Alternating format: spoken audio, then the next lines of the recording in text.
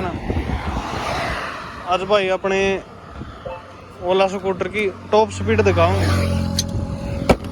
Top speed कितनी है इसकी।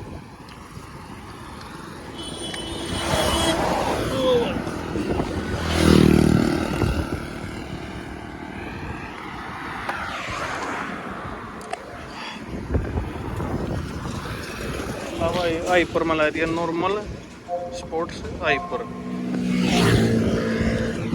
ये भी देखो भाई कितना बात चल रहा है।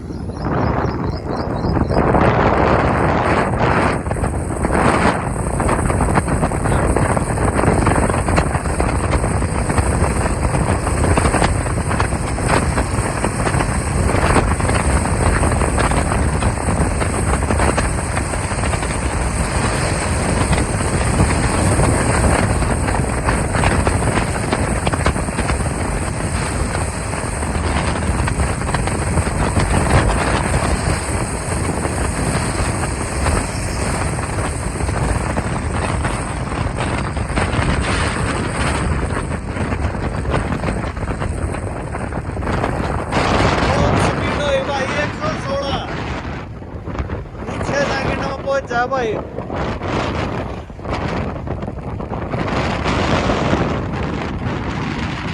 बढ़िया बैलेंस है।